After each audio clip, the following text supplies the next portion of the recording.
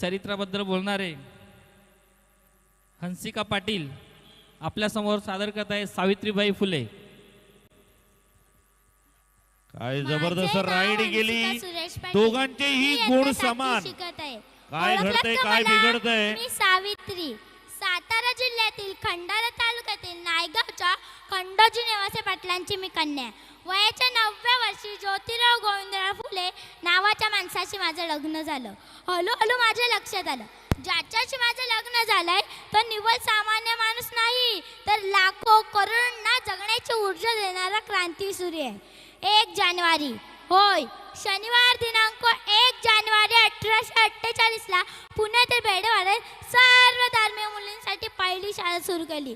भारतीय माणसासाठी सुरू केलेली पहिली शाळा होती ती, आणि मी पहिली शिक्षिका आणि मुख्याध्यापिका सुद्धा। शिक्षण हे दूध आहे वाघिणीचं, हे वाघिणीचं दूध मी माझ्या लेकरांना देणार होते। शेलपटासारखं जगला तर काम तमाम होतं, आणि वाघिणीसारखं जगलात तर नाम होतं। कार्य घडतर होतं, जोखमीचं होतं, पण शिवरायांच्या मावळ प्रांतातील मावळ्यांचे आम्ही देखील वंशज होतो। घाबरणं किंवा कोच खाणं आमच्या रक्ताला मानवणारं नव्हतं। सनातन्यांचा मात्र धर्म बुडाला म्हणून कोल्हेकरी सुरू होते। सर्वसामान्य माणसाने शिक्षण घेतल्याने कसा काय धर्म बुडतो यांचा?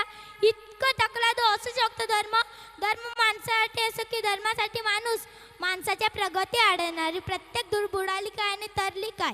आम्हास काय उपयोग त्याचा?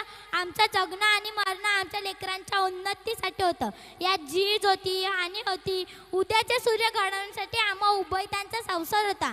आम्ही त्यासाठीच बांधले गेलो होतो।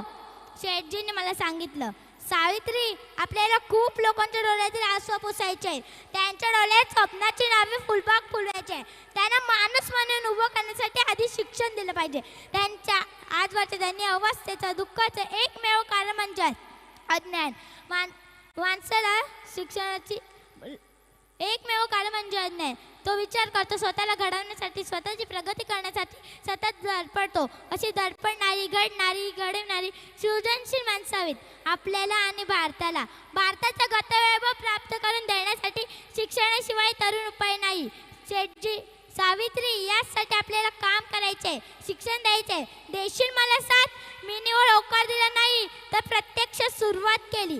नेहमीप्रमाणे शाळेत शिकवायला जात असताना एक गटिंगन माझ्या समोर आला। तो म्हणाला, हे टवळे, कुठं निघालीस? आमच्या पोरींना शिकवणं बंद कर, तुला तुझी अब्रू पाहिजे आहे की शिकवणं? कदाचित तो विसरला असावा, मी खंडोजी नेवासे पाटलांची कन्या आणि ज्योतिराव पैलवानाची पत्नी होती।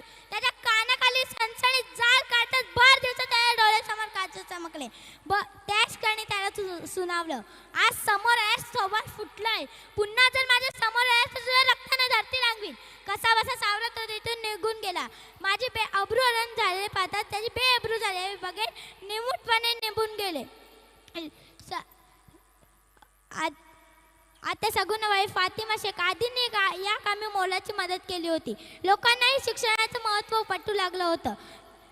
तपासणीला आलेले मेजर कॅन्डी व जॉन वॉर्डर या इंग्रज अधिकाऱ्याने शाळेची प्रगती खूप वाढवली। जाता जाता एवढंच म्हणते की मुलींना देश शिक्षणाचा आधार करतील त्या पिढ्यांचा उद्धार। धन्यवाद। या कलाकाराचा या ठिकाणी सन्मान करायचा आहे। प्रेक्षकांना विनंती आहे की आपल्या आगरी महोत्सव ग्राउंड मध्ये कोणत्याही प्रकारचा गडबड गोंधळ कलाकाराचा सत्कार करायचा आहे। धन्यवाद सर। काय राईड गेली या ठिकाणी? जय बजरंग वासिन 24 आणि विजय स्पोर्ट्स काल्लेर 26। डीजे क्या बात आहे। माईकवर गाणं आहे, आवाज थोडं वाढवून द्यायचंय। दोन्ही संघ इंस्ट्रुमेंट एक हमारी एक तुम्हारी करतायत। नेहा पाटील आणि रेश्मा दासरी आपल्या समोर सादर करत आहे एकविरा गाईचं एकविरा आईचं गीत। एका सूचनेसाठी 2 मिनिटं द्यायची आहेत जय सर। या ठिकाणी ग्राउंड मध्ये काही व्यक्ती सैरावैरा पळत होता, त्यांना सांगण्यात येत आहे की आमचे कार्यकर्ते आणि कमिटीतील माणसं संपूर्ण ग्राउंडवर CCTV मार्फत आणि स्वतः वैयक्तिक लक्ष ठेवून आहेत।